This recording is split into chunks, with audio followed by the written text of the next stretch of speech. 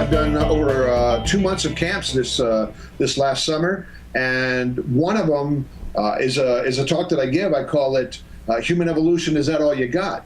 Because I love taking people through the Smithsonian. $24.5 million of our tax dollars, thank you very much, just went into building an exhibit that shows the 17 supposed evolutionary ancestors proving that man evolved from an ape-like ancestor. We go through all 17 of them. Wow. And by the way, out of all of those, when you follow and I don't use creationist materials, don't need to teach them how to think critically and use their minds to critically evaluate what they're being taught. When you look at, and I took 160 kids through the Smithsonian and taught them how to look at these charts, and it was so fun to stand there in front of Lucy, and we're looking at this reconstruction of Lucy, and the docent comes up, pulls this picture down, and says, "Isn't this amazing? Look at Lucy. She had hands and feet just like us." And I just got done teaching these young folks. They didn't find any hand or foot bones for Lucy. They did from the relatives of her, though, but the hand and foot bones they found from her relatives were more curved than a chimpanzee. I want to say something, but I don't want to say something, because I had these young folks.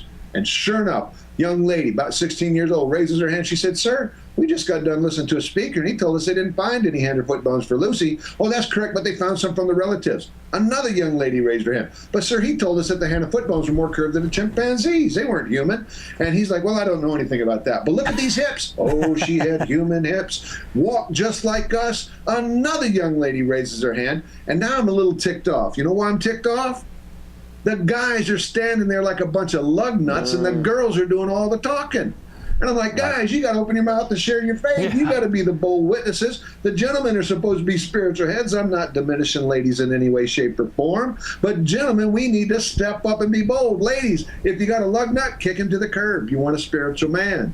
Yeah. Young lady raises her hand and says, "Sir, we just got done watching a speaker, and they had to use a grinder to cut out the stuff they didn't like in the hips so that it could walk like a hip because they looked like a chimp." "I don't know anything about that." "Where are you guys from?" "Well, the church." And as soon as that guy heard church, he ran. But Wow. it looked like the Road Runner. You know what I'm talking about? Boom, dust. He was gone. But those young kids, man, they raised their hand. They were polite. They asked good questions. And it was so exciting to get the feedback from them later on. One young lady, and I know I went long on this, I apologize. One young lady, she said, and they videotaped her outside. Some folks did. I just happened to hear as I walked by. He said, "What'd you think about going through the museum like that?" She said, "You know what? After listening to Mr. Kirby speak and going through there with him, if you took all the signs out of that museum, that'd be like going through a creation museum in Washington, D.C. Wow. Now, that's what we need, are young folks that are critically evaluating the mess they're getting thrown at them.